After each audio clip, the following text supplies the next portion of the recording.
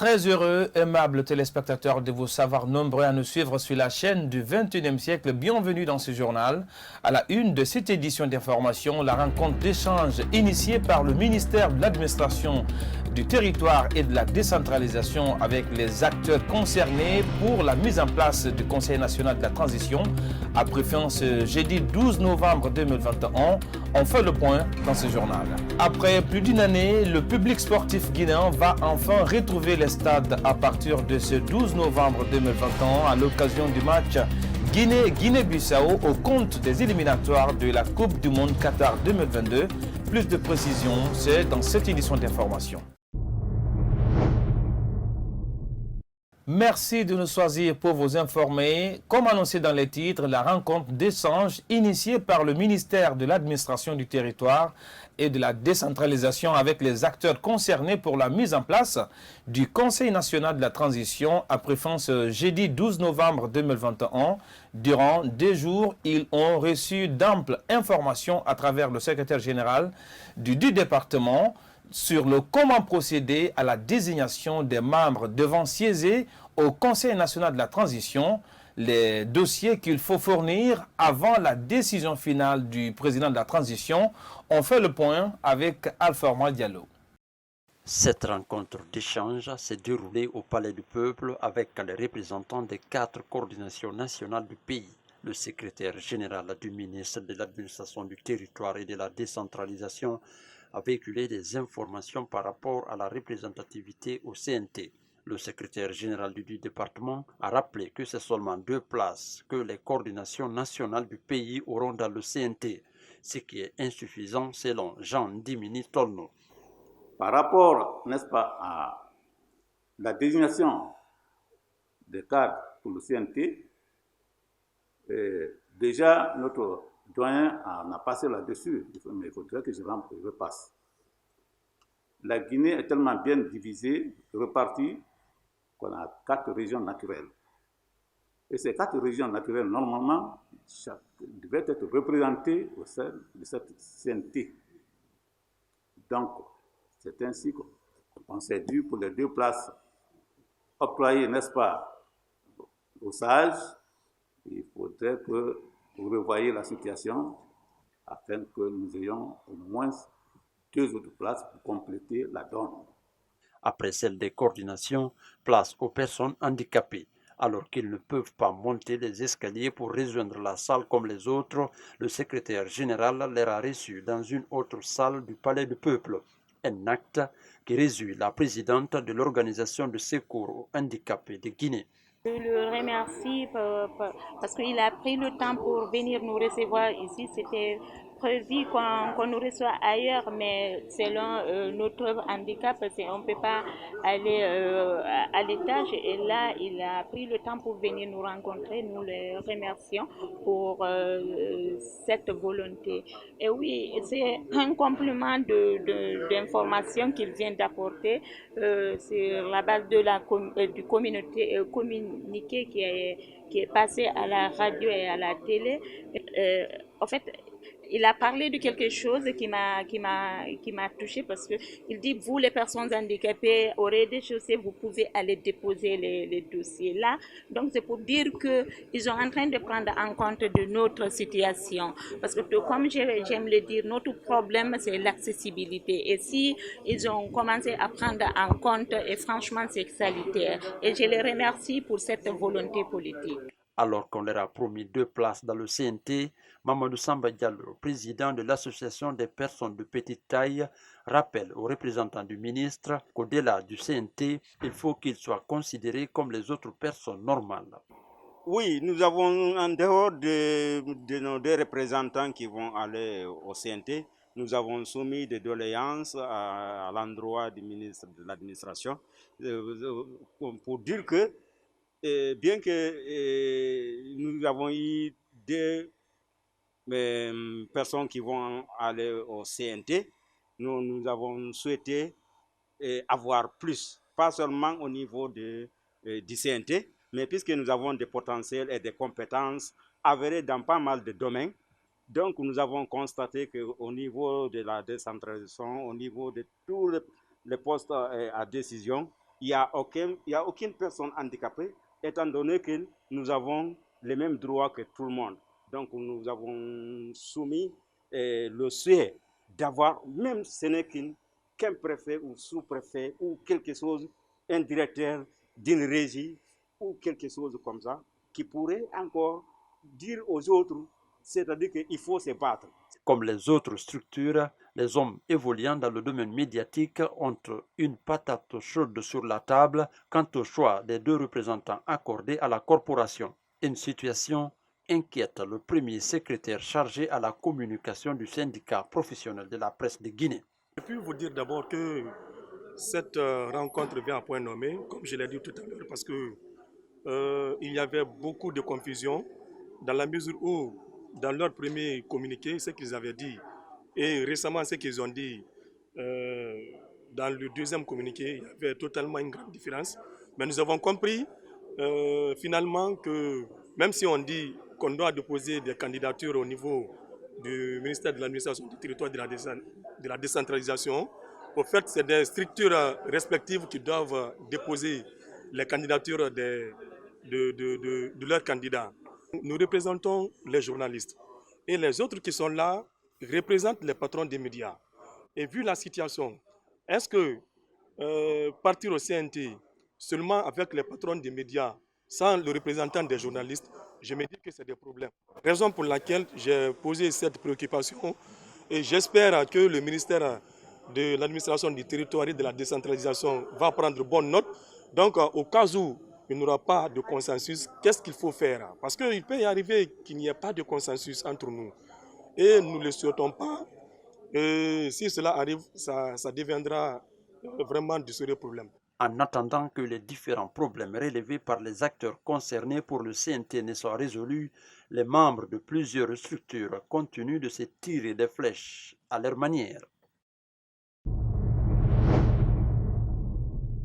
Il faut ajouter qu'à l'occasion de cette rencontre d'échange entre des acteurs, des cadres du ministère de l'administration du territoire et de la décentralisation et des acteurs sociopolitiques du pays concernés pour la mise en place du CNT, la discorde qui règne entre les structures syndicales a été dévoilée par l'un des responsables syndicaux. C'est un reportage de Bintou Souma et Alpha Diallo.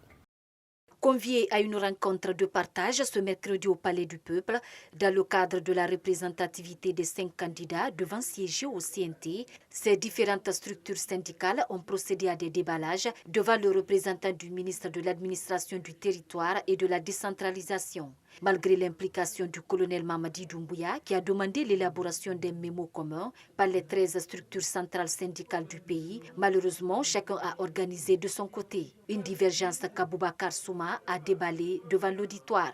Vous avez fini de constater, un secrétaire général qui vient de dire qu'il y a 9 centrales qui sont retrouvées, l'autre dit qu'il y a 16 centrales qui sont retrouvées de l'autre côté, et nous, syndicats de l'éducation, nous sommes là, nous sommes retrouvés aussi. On a procédé au choix, il n'y a pas d'entente. Et vous savez comment on a évolué? Ça ne va pas.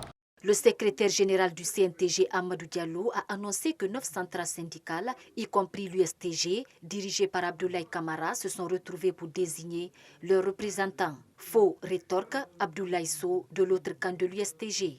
Nous avons bâti un mémorandum digne de ce nom parce que c'est nous qui pouvons bâtir un mémorandum digne du nom. Les autres ne peuvent pas parce qu'ils étaient avec l'ancien régime. Ils ne peuvent pas critiquer. On parle de 9 centrales, ce qui est absolument faux. Nous étions avec 7 centrales. Nous avons déposé notre liste et notre mémorandum au chapiteau. Cependant, Kadia Touba, quant à elle, regrette l'attitude de ses pairs et demande une union syndicale. Nous sommes une famille, tout le mouvement syndical, même la petite centrale, la plus petite, si on a confiance à un élément dans cette équipe, on peut choisir la personne. On n'est pas venu au CNT pour dire qu'on vient pour s'éterniser. C'est pour un travail bien déterminé. Si on s'accepte entre nous en tant que syndicalistes, on peut peut-être mettre de côté cette question de représentativité. Et si on ne s'entend pas, en ce moment, la loi guinéenne, on va l'appliquer. Pour le moment, la division au sein des structures centrales syndicales guinéennes est toujours d'actualité. Reste à savoir si le CNRD pourra enfin trouver des solutions à cette discorde et faire un choix sur la représentativité des syndicalistes au sein du CNT. C'est une question qui divise le CNRD et la CEDEAO suite à la désignation de Mohamed Ibn Sambash par la CEDEAO comme médiateur en Guinée. Le président de la transition, le colonel Mamadi Doumbouya, a rejeté à travers une lettre cette décision de l'institution sous-régionale.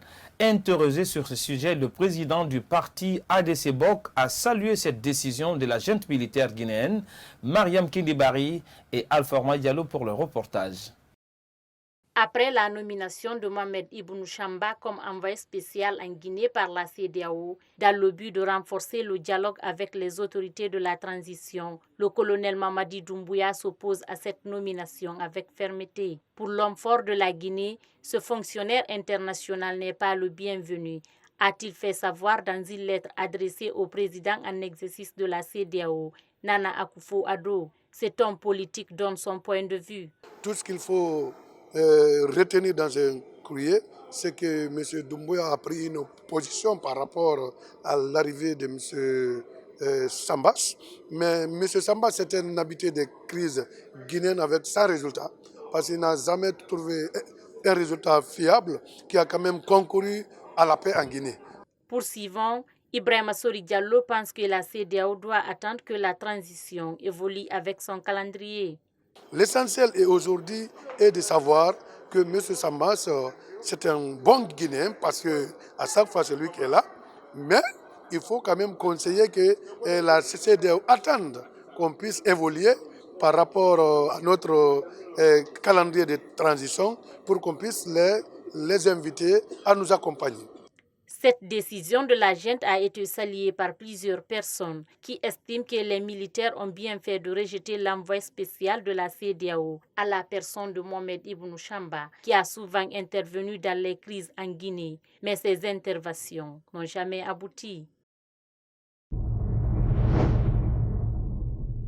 Le monde des médias en parle maintenant dans cette édition d'information. Dans un décret publié dans la soirée de ce mercredi 10 novembre 2021 à la RTG, le colonel Mamadi Doumbouya a nommé Fana Souma directeur général de la radio-télévision guinéenne. Suivez le parcours de l'homme dans ce commentaire de Kadiatou Baré. Né le 3 mars 1969 à Forêt-Caria, ville située à 100 km de Conakry, Fana Souma prend la tête d'une maison qu'il connaît très bien. Depuis 1996, il travaille à la radiodiffusion télévision guinéenne. Ce présentateur vedette du journal Parler a effectué son école primaire et collège à Forêt-Caria, le baccalauréat au lycée 2 octobre de Conakry, puis diplômé en DES sociologie à l'université Gamal Abdel Nasser de Conakry de 1986 à 1992. Ce fruit de l'université guinéenne a gravi tous les échelons du métier de journalisme. Il fait ses premières armes à la radio nationale Radio Guinée de 1996 à 2002. À la faveur de la montée satellitaire de la RTG, le ministre d'alors Mamadi Condé découvre en lui le talent de présentateur télé. Ainsi, Fana Souma est affecté au journal télévisé où il fait ses débuts auprès de grands noms de la lucarne joyeuse à l'époque tels que Hadja Aïssatou Bella Diallo et Yamoussa Sidibé. Très vite, il devient le chouchou des téléspectateurs par sa présence à l'antenne. Et depuis, il rafle les prix de meilleur présentateur à l'appel. En plus de son double métier de grand reporter et présentateur de journal et d'émission, Fana Souma est aussi un fin administrateur. De 2008 à ce jour, il a occupé successivement les postes de rédacteur en chef du journal télévisé. Directeur de la télévision RTG2 à Boulbiné, directeur de la télévision nationale RTG1 à Koloma, directeur général adjoint de la RTG, avant d'être propulsé à la tête de ce média de service public ce 10 novembre 2021 par décret présidentiel. Fana Souma a acquis de fortes expériences dans la gestion des médias à travers ses voyages. Dans le cadre de son métier, le journaliste a presque fait le tour du monde où il a côtoyé les grands noms de la télévision, de Dakar en passant par la France jusqu'aux États-Unis d'Amérique. Âgé de 52 ans, le nouveau directeur général de la RTG est marié et père de 4 enfants. Et puis la nomination de Fana Souma comme directeur général de la radio-télévision nationale guinéenne RTG a suscité des manifestations de joie sur le personnel de ces médias d'État. Ils se sont massivement mobilisés ce jeudi à la RTG pour exprimer leur satisfaction. Yaye Oumoubari et Ibrahima Khalil Silla étaient de la partie. Suivez leur compte rendu. C'est une ambiance bon enfant qui régnait à la radiodiffusion Télévision nationale guinéenne RTG après la nomination de Fana Souma comme directeur général de la maison mère de la presse. Journalistes, techniciens et l'ensemble du personnel ont célébré la nomination du présentateur Fana Souma. Oui, nous sommes en joie, vous l'avez vous-même constaté. Nous sommes en joie parce que nous avons un nouveau directeur général et nous pensons que nous allons partir sur de nouvelles bases. Notre combat antérieur, ce n'était pas un combat de personne, c'était contre le système. Et tout ce que nous espérons, c'est que, comme on appelle le nouveau directeur général qui est là, posera des bases solides. Pour le secrétaire général de la section syndicale de la RTG, l'espoir renaît de nouveau et les défis à relever sont énormes. Il énumère quelques défis. Donc le premier défi, c'est d'œuvrer pour la consolidation du tissu social à RTG. Un autre défi, c'est de voir comment aujourd'hui rééquiper, n'est-ce pas, la RTG. Ce n'est même pas rééquiper, il faut équiper la RTG. La RTG manque d'équipement. L'autre défi, c'est la gestion financière. Donc c'est la transparence dans la gestion financière. Autre défi, c'est les stagiaires, l'engagement des stagiaires. Quand on vous dit qu'il y a des stagiaires, certains qui ont fait plus de 10 ans, sans prime. A rappelé que la passation de service entre le directeur sortant et celui entrant n'a pas été effective quand nous quittions les lieux. Les journalistes ont célébré cette nouvelle nomination de Fana Souma.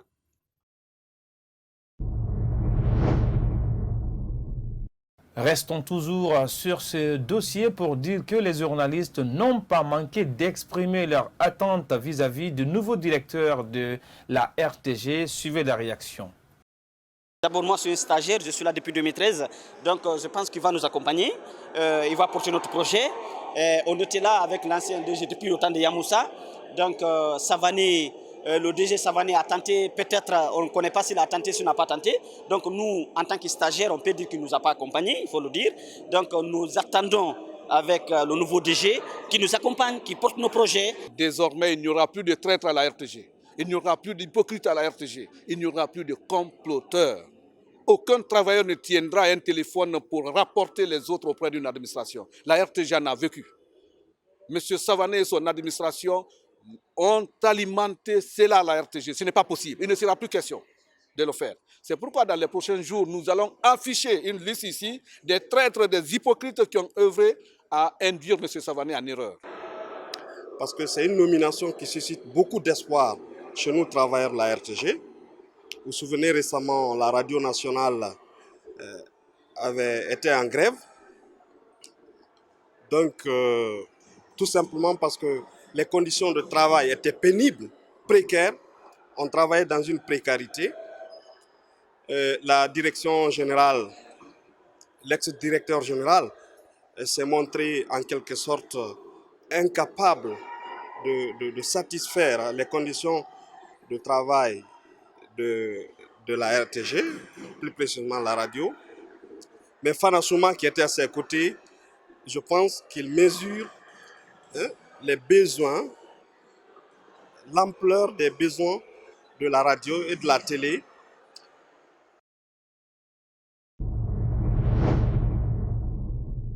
La Passeport à présent dans cette édition d'information. Près d'une année, le public sportif guinéen va enfin retrouver les stades à partir de ce 12 novembre à l'occasion du match Guinée-Bissau au compte des éliminatoires de la Coupe du Monde Qatar 2022. Cette annonce a été faite ce mercredi à l'occasion d'une rencontre conjointe entre le ministère des Sports et la Fédération guinéenne de football. Ibrahima Diallo et Abdourahmane Bari signent ce reportage. C'était un ouf de soulagement pour le public sportif de renouer avec l'équipe nationale. Après plus d'une année d'absence dans les stades à cause de la pandémie de Covid-19, C'est le directeur national des sports et activités physiques qui a fait l'annonce ce mercredi 10 novembre à l'occasion d'une rencontre conjointe entre le département des sports et la FEGIFOOT. Cette mesure est consécutive à l'allègement des mesures liées à la lutte contre la pandémie de la COVID-19 par les nouvelles autorités. En collaboration avec l'Agence nationale de la sécurité sanitaire, le ministère des Sports a invité la fédération à prendre toutes les dispositions pour permettre au public sportif de venir supporter le Sili national pour son match contre l'équipe nationale de Guinée-Bissau. À l'occasion du match Guinée-Bissau qui s'inscrit dans le cadre des éliminatoires pour la Coupe du Monde Qatar 2022, 10 000 téléspectateurs sont autorisés dans l'enceinte du grand stade de Général Lansana Conté, tout en respectant certaines mesures, a annoncé Kabasan Keita.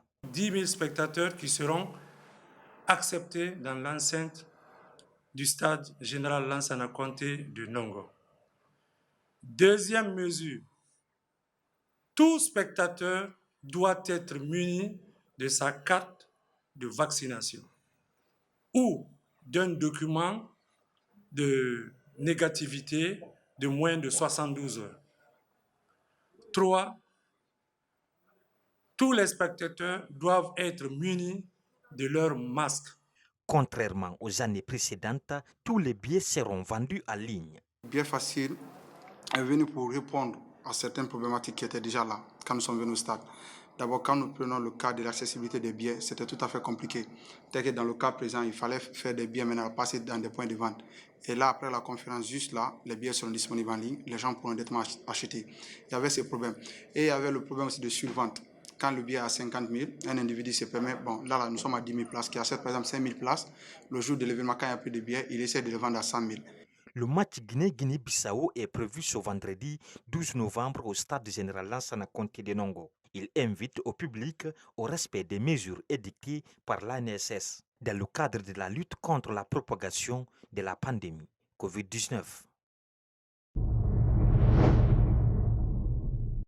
C'est une précision de taille. Aux dernières nouvelles, le match de la Guinée contre la Guinée-Bissau prévu ce vendredi 12 novembre 2021 au stade général Lansana Conté sera joué à huis clos. C'est une annonce faite par la Fédération guinéenne de football qui vient de nous parvenir, à suivre dans nos prochaines éditions. C'était tout pour cette édition d'information. Tout le plaisir a été pour moi de vous servir. Surtout ne quittez pas sur cette télé car le meilleur reste à venir. On se reprend sur la télé du 21e siècle pour d'autres informations. Merci pour votre aimable attention et au revoir.